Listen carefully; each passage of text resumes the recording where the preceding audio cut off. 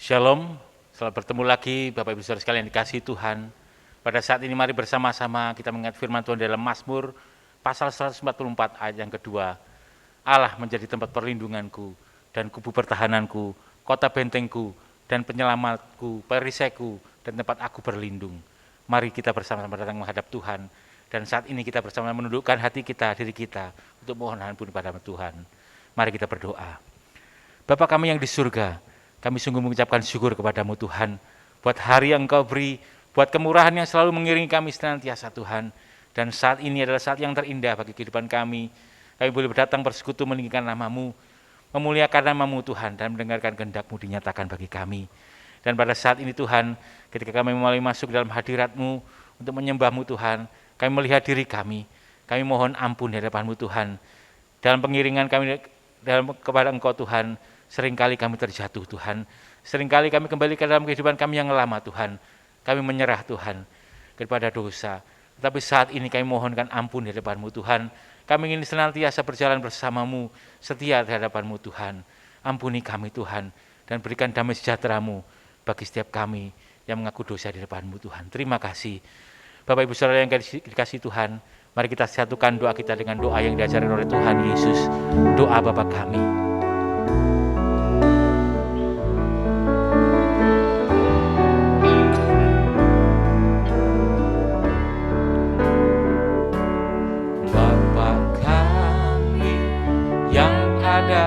Di surga, dikuduskanlah nama-Mu, datanglah kerajaan-Mu, jadilah kehendak-Mu di bumi seperti di surga. Beri kami hari makanan yang secukupnya, ampuni salah kami seperti kami ampuni yang bersalah pada kami. Jangan bawa kami dalam pencobaan, melainkan lepaskan kami dari yang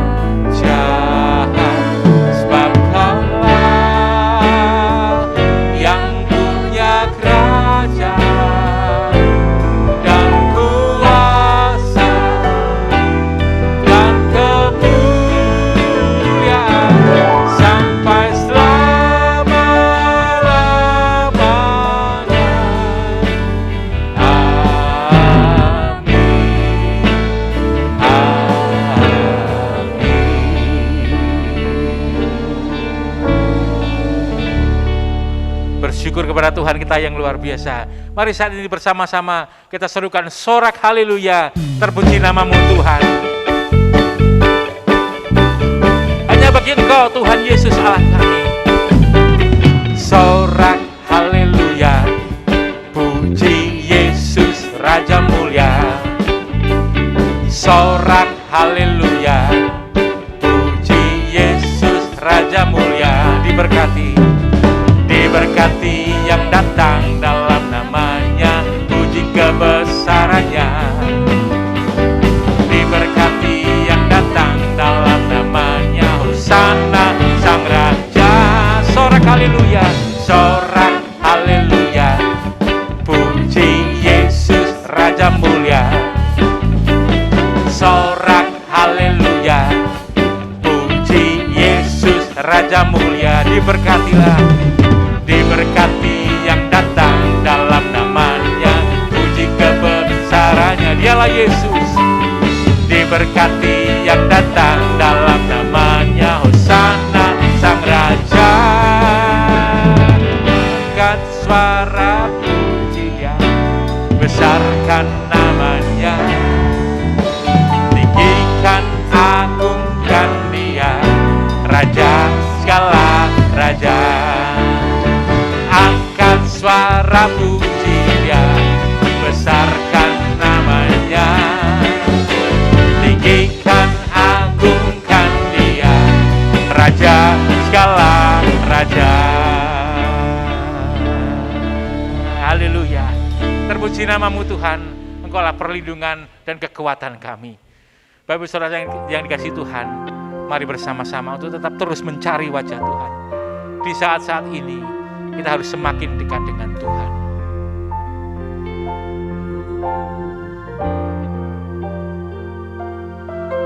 Ku cari wajah-Mu, temukan kasih-Mu. Kau bukan Tuhan yang jauh dariku.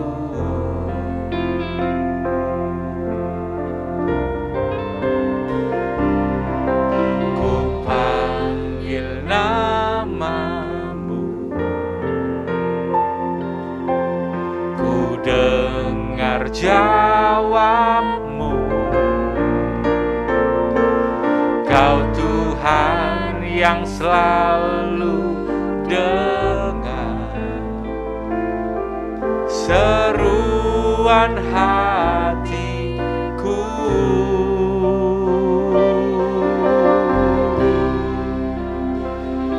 Sungguh indah Kau Tuhan, penuh kasih dan sayang. Kau tempat penghiburan bagi setiap hati yang terluka. Sungguh indah Kau Tuhan, menara perlindungan. Kau sumber kekuatan bagi semua orang yang membutuhkan.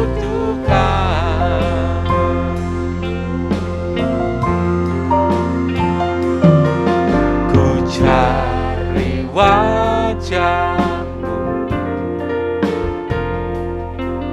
temukan kasih-Mu.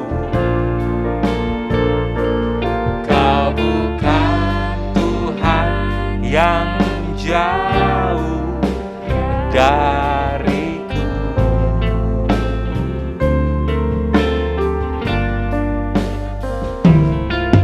Ku panggil namamu,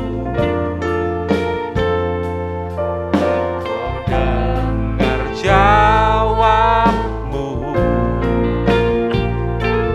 Kau Tuhan yang selalu dengar seruan hatiku. Sungguh indah Kau Tuhan, penuh kasih dan sayang. Kau tempat penghiburan bagi setiap hati yang terluka. Sungguh indah Kau Tuhan, menara perlindungan. Kau sumber kekuatan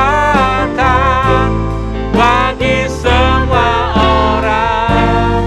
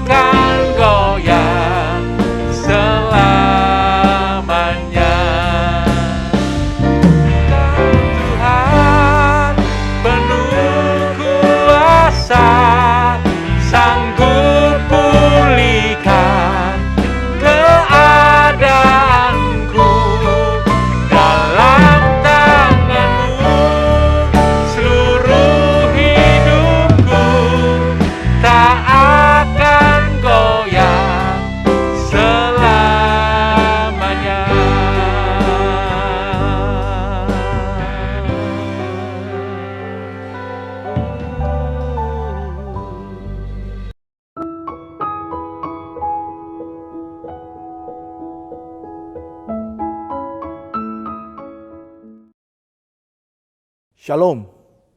Salam sejahtera saudara sekalian yang dikasihi Tuhan. Puji syukur kepada Tuhan yang telah memberikan kepada saya anugerah untuk boleh menyapa saudara sekalian pada kesempatan yang berbahagia ini. Saudara, doa jelas adalah hal yang sangat penting dalam hidup Kristen. Apalagi di tengah situasi krisis, ketika hari-hari kita dipenuhi dengan terpaan berita dan tekanan pergumulan yang tidak mudah.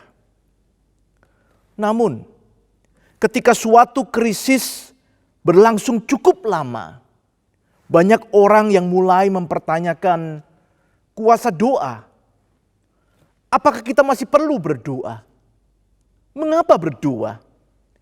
Apakah memang doa orang percaya itu masih berkuasa? Saudara, itu sebabnya hari ini saya ingin mengajak kita merenungkan tentang tema doa ini, saudara. Doa adalah suatu privilege, suatu hak istimewa yang Tuhan anugerahkan kepada setiap orang percaya. Kita perlu belajar dan menikmati doa di tengah krisis seperti yang kita lalui hari ini. Bagaimana semestinya kita berdoa? Dan bagaimana kuasa doa itu bisa menolong kita menghadapi krisis dengan berbagai dampaknya ini. Saudara, saya ajak kita belajar dari Mazmur nomor yang ketiga. Mazmur nomor yang ketiga. Saya akan membacakan bagi kita sekalian bagian ini, saudara. Namun sebelumnya saya undang sekali lagi kita untuk bersama-sama bersatu dalam doa, memohon pertolongan Tuhan untuk kita boleh memahami dan meresponi firman-Nya. Mari kita berdoa. Bapa dalam surga, kami bersyukur untuk kesempatan yang indah Engkau boleh mempertemukan kami beribadah bersama dan kami rindu untuk belajar dari firman-Mu. Kami berdoa kiranya Roh Kudus yang akan menolong kami ya Tuhan untuk kami boleh memahami, boleh mengerti kebesaran, keagungan firman-Mu. Tuhan, kami berdoa kiranya Roh Kudus yang akan menyertai kami, menyelami kedalaman firman-Mu. Tuhan, kami berdoa kiranya Roh Kudus juga yang akan bekerja di tengah-tengah kami, mendorong hati setiap kami, supaya kami boleh meresponi firman-Mu itu dengan taat dan setia. Bapa, berkati hamba-Mu yang lemah dan terbatas ini, supaya dia boleh menjadi alat kemuliaan Tuhan yang mendatangkan berkat bagi jemaat-Mu. Engkau tahu kami pribadi lepas pribadi, tiliklah hati kami, nyatakanlah firman-Mu, supaya kami boleh bertumbuh di dalam Engkau. Demikian kami berdoa di dalam nama Tuhan Yesus Kristus, Juru Selamat kami yang hidup. Amin. Baik, mari kita perhatikan saudara Mazmur nomor yang ketiga. Mazmur Daud ketika ia lari dari Absalom anaknya. Ya Tuhan, betapa banyaknya lawanku. Banyak orang yang bangkit menyerang aku. Banyak orang yang berkata tentang aku, baginya tidak ada pertolongan daripada Allah. Tetapi Engkau Tuhan adalah perisai yang melindungi aku. Engkaulah kemuliaanku dan yang mengangkat kepalaku.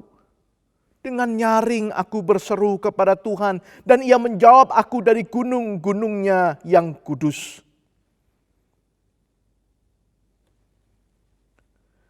Aku membaringkan diri lalu tidur.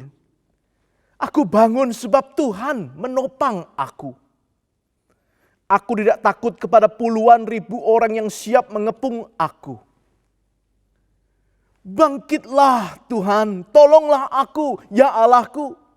Ya, Engkau telah memukul rahang semua musuhku dan mematahkan gigi orang-orang fasik. Dari Tuhan datang pertolongan, berkat-Mu atas umat-Mu. Demikian jauh saudaraku pembacaan firman Tuhan. Saudara, kitab Mazmur sering dilihat sebagai kitab pujian umat Tuhan. Isinya adalah gambaran dari berbagai ekspresi atau emosi umat Tuhan dalam menjalani hari-hari hidupnya sebagai umat. Ada kekaguman, ada sukacita, ada pujian. Tetapi juga ada ratapan, keluhan, bahkan jeritan minta tolong ataupun memohon pengampunan. Saudara, kitab dengan 150 pasal ini dibuka dengan 2 nomor pertama yang menjadi semacam headline atau judul bagi keseluruhan kitab. Kedua nomor itu saudara menggambarkan 2 tantangan besar dalam hidup umat. Yang pertama, tantangan yang bersifat praktis. Bagaimana umat menghadapi nasihat orang fasik, jalan orang berdosa, dan kumpulan pencemooh. Pemazmur menasihatkan supaya hidup di dalam firman Tuhan, sehingga boleh seperti pohon yang ditanam di tepi aliran air. Mazmur nomor 2 lebih bersifat tantangan teologis, saudara. Umat Tuhan akan menghadapi bangsa-bangsa dunia yang melawan Tuhan. Pemazmur meneguhkan untuk beribadah kepada Allah yang akan membangkitkan Sang Raja untuk menghakimi dunia ini. Nah, saudara, setelah kedua nomor pertama ini, mulailah kita masuk ke Mazmur nomor 3. Yang merupakan Mazmur pertama sebenarnya dalam kitab ini yang berisi doa. Saudara, Mazmur ini begitu unik. Sekali lagi saudara, jika 2 Mazmur pertama tadi bisa dianggap semacam judul atau headline dari keseluruhan kitab Mazmur, maka Mazmur 3 ini bisa dikatakan adalah Mazmur pertama setelah 2 nomor pembuka tadi. Nah, sebagai Mazmur pertama saudaraku, menarik isinya adalah doa. Dan doanya adalah doa di masa yang kelam. Perhatikan judulnya saudara. Nah, sebenarnya Mazmur ini juga Mazmur pertama yang dimulai dengan sebuah judul yang ada di dalam kitab aslinya juga saudara, dalam bahasa Ibrani. Judul ini memberitahu kita tentang pengarang dan konteksnya. Dikatakan di sana Mazmur Daud ketika ia lari dari Absalom anaknya. Saudara, peristiwa ini sendiri dicatat di dalam kitab 2 Samuel pasal 15 ayat 13 sampai pasal 17 ayat 22. Nah, saudara, kalau saudara ingin tahu tentang konteks ini bisa membaca dari sana, saudara. Kita diberitahu di sana siapakah Absalom itu. Untuk mengingatkan kita, saudaraku, saya akan memperkenalkan juga tentang Absalom secara singkat. Saudara, Absalom adalah anak ketiga dari Raja Daud dengan Maakah, anak dari Talmai Raja Geshur. Saudara bisa membaca dari 2 Samuel 3 ayat 3 atau 1 Tawarikh 3 ayat 2. Dia adalah salah satu anak Daud yang lahir di Hebron. Selain Amnon, Kileab, Absalom, Sefaka, dan Yitream. Nah, saudara, Alkitab mengatakan dia adalah seorang yang tampan. Bahkan dari telapak kakinya sampai ujung kepalanya, saudaraku, dikatakan tidak ada cacatnya. 2 Samuel 14 ayat 25. Tidak heran, saudaraku, kalau dia menjadi favorit bapaknya.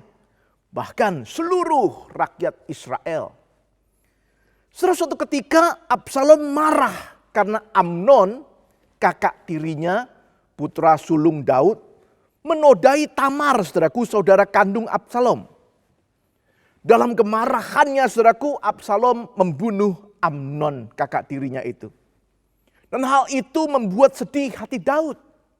Absalom lari kepada kakeknya di Geshur sampai 3 tahun sebelum ia kembali lagi ke Yerusalem.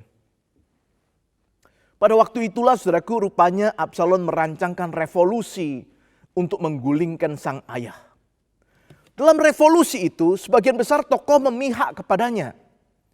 Itu sebabnya, saudaraku, Daud melarikan diri sampai ke Yordan. Dikejar-kejar untuk dihabisi, bahkan selir-selirnya dinodai oleh Absalom. Nah, saudara, kalau kita memahami kisah itu sebagai latar belakang, kita bisa mengerti jeritan Daud di ayat yang kedua. Daud berkata, "Ya Tuhan, betapa banyaknya lawanku. Banyak orang yang bangkit menyerang aku." Saudaraku, dia baru saja dikhianati anaknya sendiri yang begitu dikasihinya. Ia dilecehkan, bahkan dikejar-kejar. Saudara, coba bayangkan. Saya percaya ini bukan sekedar rasa takut yang biasa saja, saudara. Lihat, saudaraku, ada 3 kali pengulangan kata banyak di dalam ayat yang 2, saudaraku, dan ayat yang ketiga. Hal ini menunjukkan intensitas rasa takut yang dialami oleh Raja Daud pada waktu itu. Saudara, pernahkah saudara merasa takut? Saudara, pendeta Tim Keller pernah mengatakan, saudaraku, bahwa takut itu ada 2 macam, saudara. Satu macam adalah takut yang alamiah, yang natural. Takut yang memang perlu ada supaya saudara dan saya itu bisa menghindari hal-hal yang memang membahayakan kita. Misalnya, saudaraku, kalau kita sedang berjalan di jalan tol, ketika semua kendaraan itu cepat, kita perlu punya rasa takut supaya kita mengendarai mobil kita itu dengan hati-hati, saudara. Dengan memperhatikan, saudara. Rasa takut yang perlu ada. Hari ini, saudara, pada waktu kita sedang ada di dalam pandemi COVID-19, kita juga perlu untuk punya rasa takut. Sehingga ketika kita menjalani hari kita, kita keluar dari rumah kita menjaga diri, kita mematuhi protokol kesehatan, memakai masker dan sebagainya, rasa takut yang perlu, saudara. Saudara, yang kedua adalah rasa takut yang muncul karena hal-hal yang tidak jelas sebenarnya. Misalnya hal yang belum tentu terjadi. Atau hal yang sebenarnya nggak ada. Tapi membuat kita merasa takut. Rasa khawatir yang berlebihan dan melemaskan segala bagian tubuh kita. Nah, mungkin contoh yang paling jelas, saudaraku, adalah apa yang disampaikan Daud di sini, saudara. Kalau saudara melihat di sini memang Daud lari dari kejaran. Tetapi bukan hanya itu, saudaraku, kalau saudara membaca di ayat yang ketiga, di sana ada tantangan, saudaraku, yang lebih bersifat cemoohan. Daud berkata, banyak orang yang berkata tentang aku, baginya tidak ada pertolongan daripada Allah. Ada orang yang ngomong kepada dia, apakah benar, saudaraku, tidak ada pertolongan bagi Daud? Nah, hal itu adalah hal yang tidak nyata, tidak benar. Tetapi karena dikatakan oleh orang, bahkan mungkin dikatakan dengan terus menerus, itu membuat takut. Nah, saudara, kalau saudara membaca di dalam 2 Samuel pasal 16 dicatat, ada seorang bernama Simei, yaitu anak daripada Saul, yang mengutuki Daud, menyebutnya sebagai penumpah darah. Simei berkata, Tuhan sekarang sedang membalaskan kepada Daud atas segala kejahatannya. Dan itu sebabnya, saudaraku, Daud di sini berkata, banyak orang berkata tentang aku, baginya tidak ada pertolongan daripada Allah. Wah, saudara, Daud terganggu sekali dengan hal ini. Semenjak Daud melakukan kesalahan besar dengan mengambil Batsheba, istri Uria, seorang dari perwiranya, bahkan membunuh suami wanita itu, keluarga Daud memang bertubi-tubi menghadapi berbagai macam prahara yang mengerikan. Anaknya saling menodai, bahkan kemudian saling membunuh.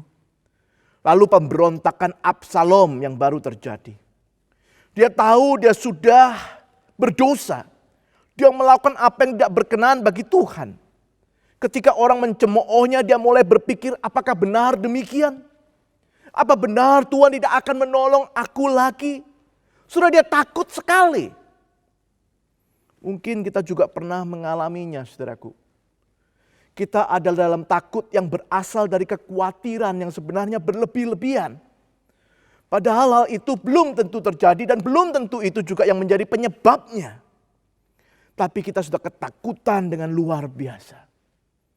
Kita dirongrong oleh rasa takut, jangan-jangan ini karena salahku. Jangan-jangan aku kena COVID karena aku yang salah. Jangan-jangan aku kena COVID karena keluargaku yang salah, dan seterusnya.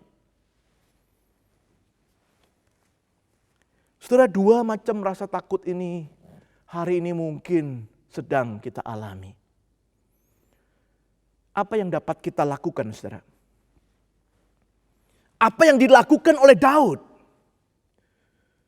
Saudara, luar biasa, Daud dicatat, saudaraku, dia berdoa. Dan apa yang terjadi ketika Daud berdoa? Saudara, Mazmur ini dibuka dengan nada ketakutan. Tetapi lihat bagian akhirnya, saudaraku, kita melihat ada nada keyakinan di sana. Daud berseru dengan mantap di ayat yang terakhir, dari Tuhan datang pertolongan, berkat-Mu atas umat-Mu. Saudara, itulah yang akan terjadi ketika kita berdoa.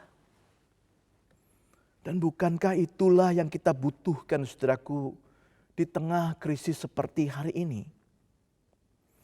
Mazmur ini adalah doa Daud yang ditulisnya di saat dia mengalami ketakutan itu. Daud merasakan kuasa doa di tengah krisis. Dan Tuhan mau, saudaraku, supaya doa seperti ini juga boleh menolong kita belajar berdoa di tengah krisis. Agar saudara dan saya boleh lebih mengerti dan menghayati kuasa doa bagi orang percaya. Nah, saudara, saya ingin membandingkan atau mengkontraskan, saudara, ayat yang keempat, kelima dengan ayat yang ke-6 sampai ayat yang ke-8. Dan mengajak kita fokus untuk memperhatikan ada dua hal yang bisa kita pelajari dari doa Daud ini, saudara. Dan saya ingin mengajak kita melihat dua hal ini, saudaraku, untuk melihat kuasa doa dalam kehidupan orang percaya itu. Dua pelajaran penting, dua kuasa doa yang sangat penting. Yang pertama, saudara, saya ingin mengajak kita melihat kuasa doa yang meneduhkan. Kuasa doa yang meneduhkan. So, Daud menaikkan doanya dengan percaya. Dia menyampaikan percayanya itu kepada Allah dengan 3 pengakuan. Saudara, mari kita melihat ayat yang keempat. Daud mengatakan, Tuhan adalah perisai yang melindungi aku. Dalam bahasa Indonesia, saudaraku, mungkin gambarannya kurang begitu jelas. Tapi kalau saudara membaca misalnya dalam bahasa Inggris, saudaraku, diterjemahkan, NIV menerjemahkan a shield around me. Perisai yang melindungi aku itu digambarkan sebagai a shield around me. Jadi bukan cuma semacam tameng, saudara, yang satu di depan. Tetapi semacam perisai yang kemudian melindungi sekelilingnya, saudara. Saudara memakai Alkitab berbahasa Mandarin, di sana juga dikatakan siwei de tun pan. Sekelilingnya, mengelilinginya. Saudara, Tuhan melindungi bukan supaya kesulitan itu pergi atau menghindarinya, tetapi Tuhan itu melindungi umatnya, saudaraku, untuk maju. Itulah yang dinaikkan Daud dalam doanya. Saudara, umat Tuhan bukan sekedar menghendaki supaya kesulitan itu cepat pergi, cepat boleh terhindar. Tetapi lebih dari itu, saudaraku, umat Tuhan berdoa supaya Tuhan melindungi untuk boleh berjalan maju. Karena terkadang kesulitan itu adalah sesuatu yang perlu, saudaraku. Kesulitan itu kadang-kadang adalah sesuatu yang akan menolong kita untuk menjadi tangguh. Jadi saudaraku, selain kita juga berdoa supaya pandemi ini boleh cepat berlalu, kita juga berdoa supaya ketika Tuhan mengizinkan pandemi ini tetap ada, kita boleh diberikan kekuatan untuk menjadi tangguh. Karena Tuhan adalah perisai yang akan melindungi kita dan kita belajar, saudaraku, untuk melalui kesulitan ini dengan diteguhkan oleh Tuhan. Pengakuan yang kedua, Daud berkata, Tuhan adalah kemuliaanku. Saudara, sesuatu yang dikatakan kemuliaan itu adalah sesuatu yang dibanggakan. Sesuatu yang diandalkan. Daud ingin mengatakan, Engkau Tuhan adalah yang kubanggakan, yang kuandalkan. Saudara, bagi seorang raja, mungkin saudaraku yang pernah menjadi kebanggaannya atau andalannya adalah kekayaannya, kuasanya, tentaranya. Itulah saudaraku adalah kemuliaannya atau kabotnya dalam bahasa Ibrani. Tetapi saudaraku sekarang di dalam doanya, dia mengatakan kabotnya, kemuliaannya adalah Tuhan saja. Kenapa saudara? Karena di tengah-tengah krisis dia menyadari segala yang dulu pernah menjadi andalannya, dulu pernah yang dia banggakan, dulu yang pernah menjadi kemuliaannya, sekarang tidak ada lagi. Itu sebabnya dia hanya mau fokus kepada Tuhan, Tuhanlah kemuliaannya. Yang ketiga, saudara, Daud kemudian mengatakan di ayat yang keempat itu, dan yang mengangkat kepalaku. Pengakuan ketiga ini menjawab dua pengakuan sebelumnya, yaitu bahwa Tuhan yang akan menjadi sumber kuatnya, yang akan memampukannya untuk maju menghadapi kesulitan dan menghadapi permasalahannya. Kepalanya akan terangkat. Bersama dengan Tuhan, dia diteguhkan untuk maju, saudaraku. Menghadapi persoalan, menghadapi pergumulan. Saya teringat dengan perkataan Paulus dalam surat Filipi pasal yang keempat ayat yang ke-13. Segala perkara dapat kutanggung di dalam Dia yang menguatkan aku, yang memberiku kekuatan. Saudara, umat Tuhan bukan, sekali lagi saudara, bukan tidak boleh berdoa supaya kesulitan itu cepat pergi. Tetapi jangan hanya berdoa itu. Kita juga perlu belajar berdoa supaya kita boleh terus mengandalkan kekuatan Tuhan yang boleh meneguhkan kita untuk maju di tengah kesulitan ini. Saudara, dengan percaya yang seperti itu, di dalam doanya waktu dia mengatakan, Tuhan, Engkau adalah perisai yang melindungi aku. Engkau adalah kemuliaanku dan yang mengangkat kepalaku. Dengan doa seperti itulah, saudaraku, apa yang terjadi. Daud kemudian digambarkan di ayat yang ke-6, saudaraku, di dalam doanya itu. Dia dikuatkan, dia diteguhkan. Dikatakan, saudaraku, ia menjadi tenang. Ayat 6 mengatakan ia bisa tidur. Dan ketika bangun, saudaraku, ia merasakan Tuhanlah yang telah menopangnya. Saudara, banyak penafsir percaya Mazmur ini adalah nyanyian pagi dalam menghadapi musuh. Mazmur ini cocok dinyanyikan ketika kita sedang menghadapi musuh, saudaraku, dan dinaikkan pada waktu pagi. Doa di waktu pagi. Yang dikontraskan misalnya di dalam pasal yang keempat, saudaraku, yang diberi judul doa pada waktu malam. Atau bisa dibandingkan juga dengan pasal yang kelima, nomor 5 Mazmur, tentang doa di waktu pagi juga. Saudara, gambaran yang ingin disampaikan adalah pemazmur baru melalui malam yang mencekam. Tetapi dengan Tuhan, dia bisa tidur dengan tenang.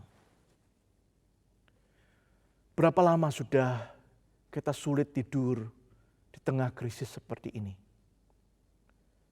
Kita perlu belajar berdoa. Berdoa untuk menyatakan tentang kepercayaan kita. Bahwa fokus kita, harap kita hanya kepada Tuhan. Dan supaya dengan doa yang demikian kita boleh diteguhkan. Sehingga kita boleh dengan tenang beristirahat di waktu malam. Sekalipun masih ada di tengah krisis. Bukan hanya itu, saudaraku. Pemazmur juga menjadi teguh, bahkan berani menghadapi segala kesulitan yang berat sekalipun. Bayangkan, saudaraku, dia mengatakan ada puluhan ribu orang pun tidak membuatnya takut sekarang. Tuhan mengangkat kepala Daud sehingga dia berani maju ke depan menghadapi berbagai lawannya. Saudara, punyakah kita percaya seperti Daud? Doa akan menolong kita untuk mendapatkan kekuatan dari Tuhan yang boleh meneguhkan kita menghadapi kesulitan-kesulitan kehidupan. Itulah kuasa doa, saudara. Doa meneguhkan orang percaya. Yang kedua, saudara, kuasa doa bukan hanya meneguhkan. Kuasa doa juga akan membangkitkan. Bukan hanya kuat, tapi juga bergelora, bersemangat. Dengan dinamis, maju bersama Tuhan. Saudara, Daud bukan hanya menaikkan doanya dengan percaya, tapi juga menaikkan doanya dengan penuh penyerahan, saudaraku. Di ayat yang kelima misalnya dia mengatakan dengan suara nyaring berseru kepada Tuhan. Dan Tuhan menjawabnya dari gunungnya yang kudus. Saudara, menarik. Doa yang disampaikan pemazmur adalah doa yang dinaikkan dengan berserah penuh. Dia bukan hanya percaya, tapi dia berserah. Saudara, percaya ya memang harus berserah, saudara.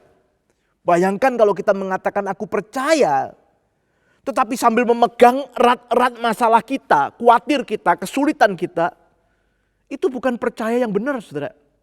Percaya yang benar itu berserah. Menyerahkan khawatir kita, kesulitan kita, pergumulan kita. Saudara, dia berseru, pemazmur Daud berseru dengan nyaring. Artinya dia meluapkan segala dayanya untuk berseru. Tuhan adalah satu-satunya harapannya. Ia hanya mau datang dan memohon kepadanya dan bukan yang lain. Puji Tuhan. Karena dikatakan Tuhan menjawab aku dari gunungnya yang kudus. Saudaraku, gambaran tentang di atas gunung yang kudus. Biasanya saudaraku menggambarkan sebuah perjumpaan dengan Tuhan. Seorang penafsir menghubungkan bagian ini saudaraku dengan Kejadian pasal yang ke-15. Saudaraku, di Kejadian pasal yang ke-15 digambarkan Tuhan itu berjanji kepada Abraham. Bahwa dia akan melindungi Abraham dan memberkatinya. Pada waktu itu saudaraku, Abraham bertanya kepada Tuhan. Dari mana dia bisa tahu bahwa semua yang dijanjikan Tuhan itu memang akan terjadi. Lalu digambarkan di Kejadian 15 itu saudara, Tuhan memanggil Abraham untuk membawa korban. Nah, yang menarik adalah ketika korban itu dibawa oleh Abraham ke atas gunung Tuhan. Perhatikan saudara, bukitnya yang kudus, gunung Tuhan. Justru di sanalah saudara, Tuhanlah yang membakar korban itu, bukan Abraham. Artinya saudara, Tuhanlah yang berjanji. Dia mengatakan kepada Abraham, saudaraku, jangan takut. Percayalah. Akulah Tuhan yang berjanji. Sehingga Tuhanlah yang membakar korban itu. Itu sebabnya saudaraku, gunung itu disebut bukit yang kudus.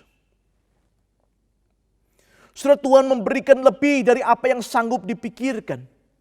Abraham khawatir dan takut, dia bertanya bagaimana dia bisa yakin. Dan Tuhan berjanji, meneguhkan janjinya, menjawab doa Abraham. Dan itulah yang dialami Daud rupanya. Saudara, kadang kita khawatir, kita bingung dari mana kita bisa yakin Tuhan akan menolong. Khususnya ketika masalah demi masalah itu tidak kunjung selesai. Apa yang kita doakan itu seakan-akan tidak kunjung memberikan hasilnya. Saudara, biarlah firman Tuhan ini kembali boleh membangkitkan saudara dan saya. Saudara, Tuhan mendengar doa-doa kita.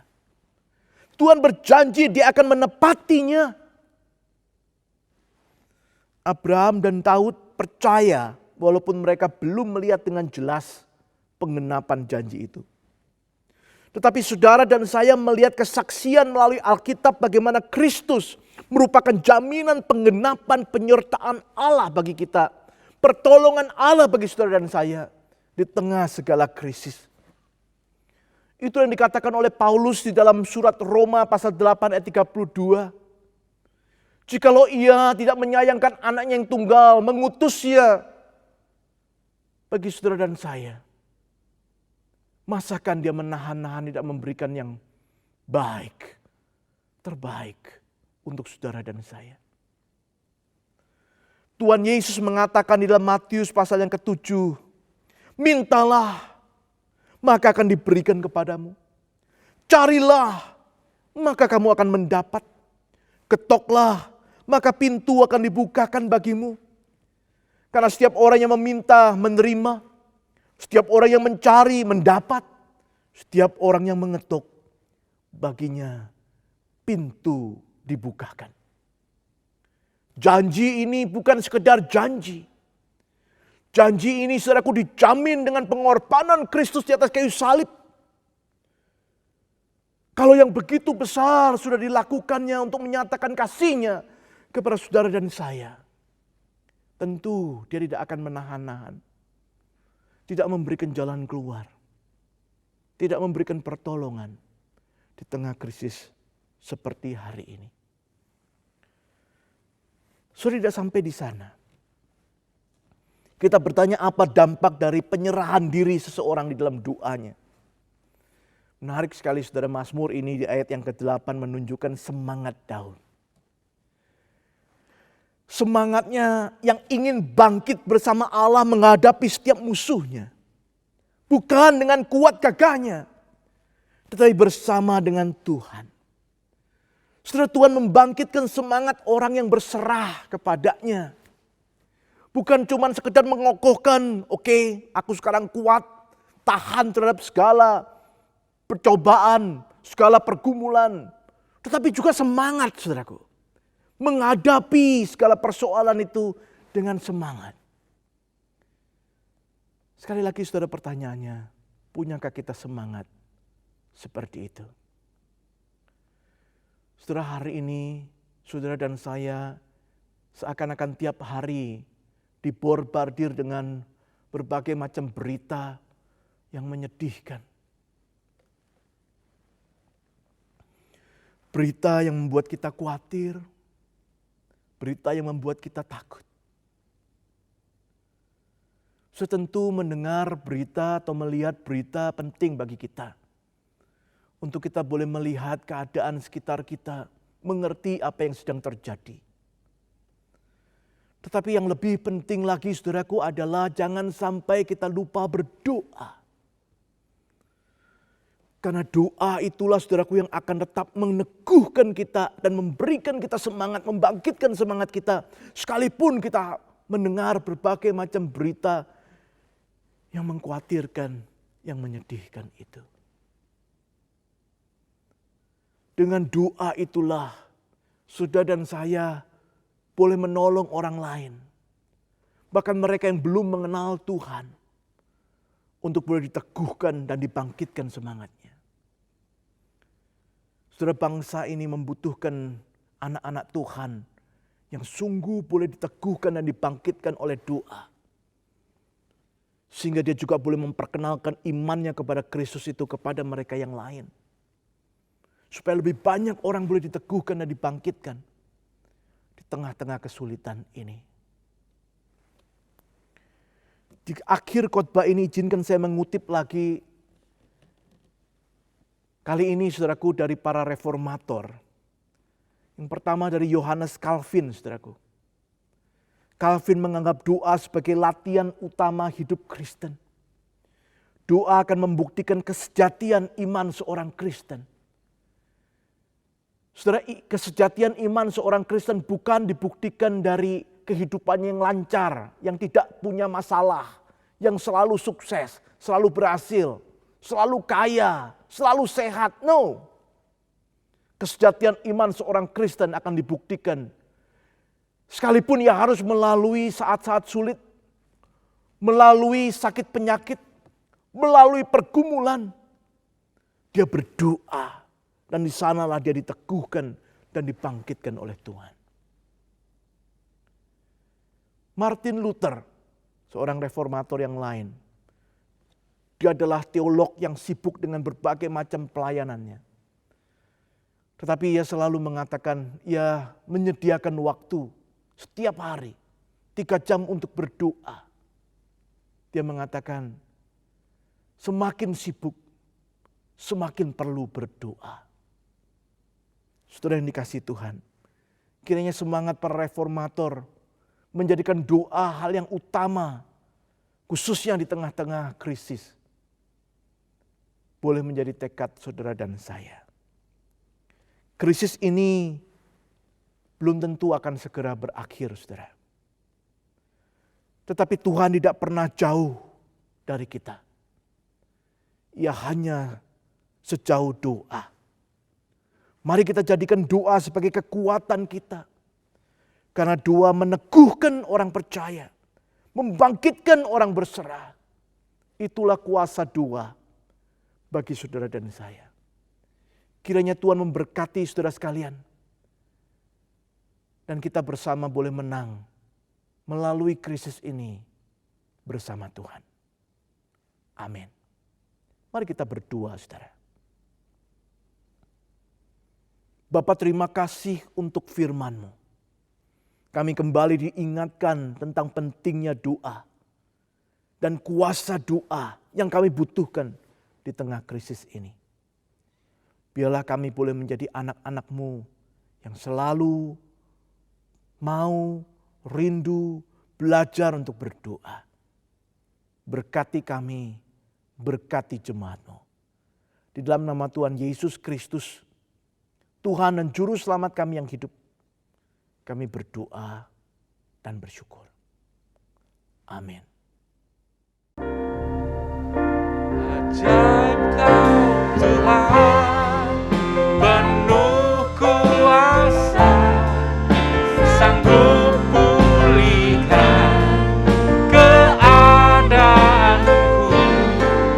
dalam tangan-Mu seluruh hidupku tak akan goyah selamanya. Engkau Tuhan penuh kuasa, sanggup pulihkan keadaanku, dalam tangan-Mu seluruh hidupku tak akan goyah selamanya.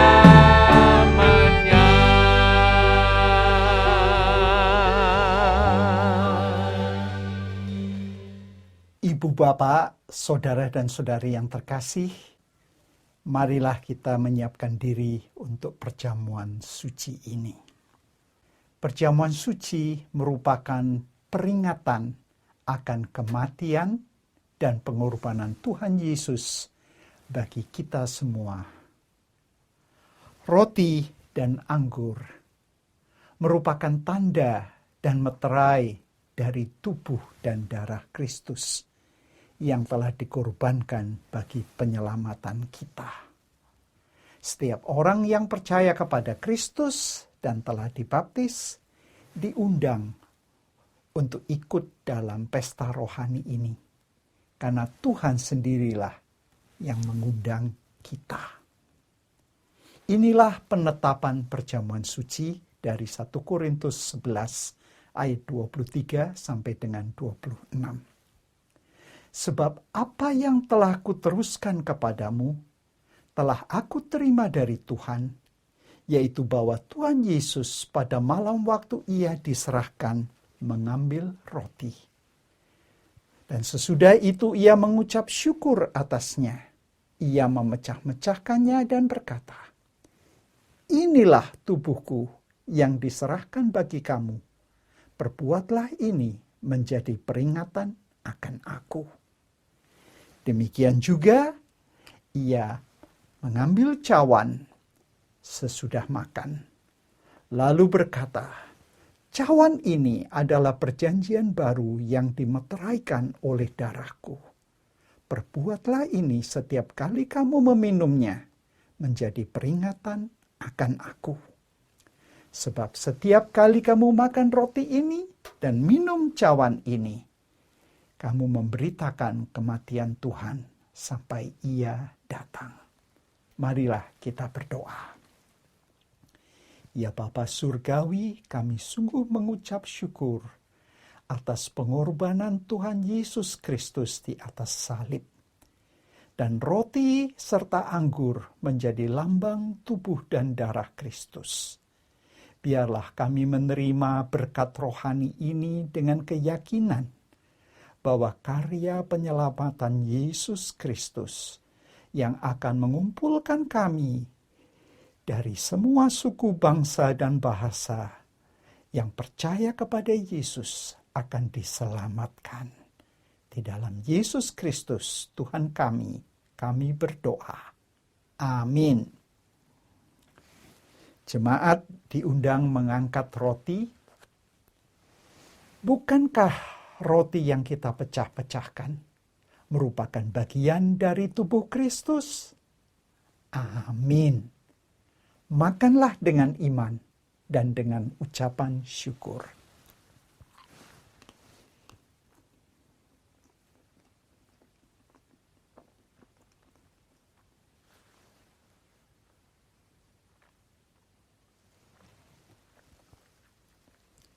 Jemaat diundang untuk mengangkat cawan anggur. Bukankah cawan yang atasnya kita ucapkan syukur merupakan bagian dari darah Kristus? Amin. Minumlah dengan iman dan dengan ucapan syukur.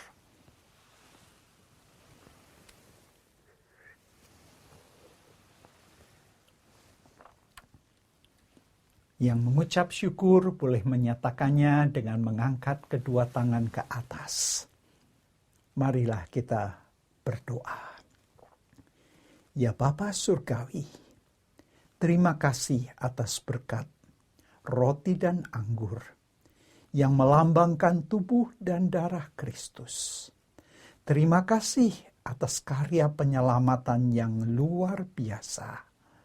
Biarlah Tuhan, teladan Kristus yang setia sampai akhir, menjadi komitmen kami untuk mengiring Yesus, beribadah dan melayani Tuhan sampai nafas kami yang terakhir. Terima kasih ya Bapa. Di dalam Yesus Kristus kami berdoa. Amin. Pengumuman GBT Kristus Pelepas Malang. Dalam upaya mencegah penyebaran COVID-19, ibadah umum minggu pagi ataupun sore, juga ibadah tengah minggu akan dilayani secara online. Berikut adalah jadwal ibadah tengah minggu. Adapun, tautan untuk mengakses ibadah-ibadah tersebut akan diumumkan di grup pengumuman GBTKP setiap hari. Perjamuan suci akan dilayani secara online setiap minggu secara bergantian pagi dan sore. Tidak lupa kita juga mendukung bantuan doa bagi jemaat Tuhan, baik yang mengalami kelemahan tubuh ataupun sudah lanjut usia. Kiranya Tuhan menolong.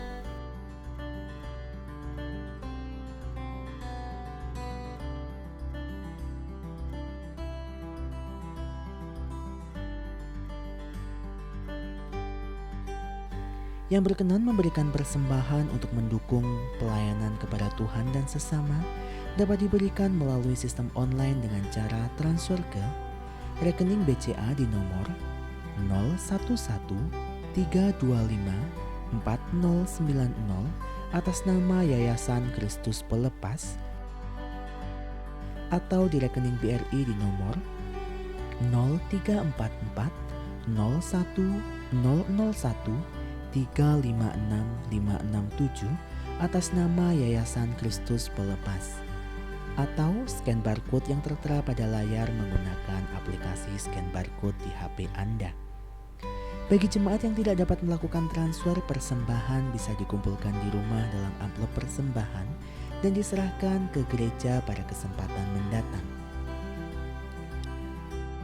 Mengingat peningkatan jumlah pasien yang terpapar COVID-19, kami tetap menghimbau kepada setiap warga jemaat GBT Kristus Pelepas Malang yang ingin datang berkunjung ke gereja untuk tetap mematuhi protokol kesehatan dengan baik dan benar guna menjaga keselamatan pribadi dan orang lain. Tetap jaga jarak, cuci tangan dengan sabun, menggunakan masker, dan tetap tinggal di rumah saat kondisi badan kurang fit atau kurang sehat. Tetap jaga kesehatan, istirahat yang cukup, dan konsumsi vitamin ataupun suplemen makanan. Mari kita bersama mencegah penyebaran COVID-19. Bagi jemaat yang ingin memberikan dukungan pelayanan LAI untuk pengadaan Alkitab Bahasa Suk di Papua Barat, dapat transfer ke rekening Yayasan Kristus Pelepas atau memberi persembahan khusus dengan catatan untuk LAI. Demikian pengumuman GBT Kristus Pelepas sepekan mendatang. Jemaat yang dikasihi Tuhan, sekarang mari kita bersama bangkit berdiri, arahkan hatimu kepada Tuhan dan terimalah berkat-Nya. Tuhan memberkati engkau dan melindungi engkau. Tuhan menyinari engkau dengan wajah-Nya dan memberi engkau kasih karunia. Tuhan menghadapkan wajah-Nya kepadamu dan memberi engkau damai sejahtera mulai hari ini sampai selama-lamanya. Amin. Bapa, terima kasih. Bapa, terima kasih.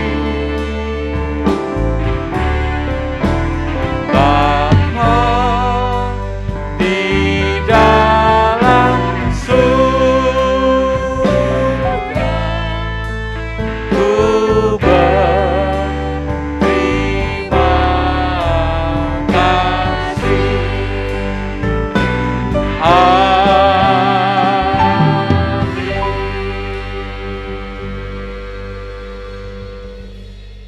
Jangan lupa subscribe di channel kami dan juga klik tombol lonceng untuk mendapatkan update terbaru dari kami. Sampai jumpa minggu depan, Tuhan Yesus memberkati.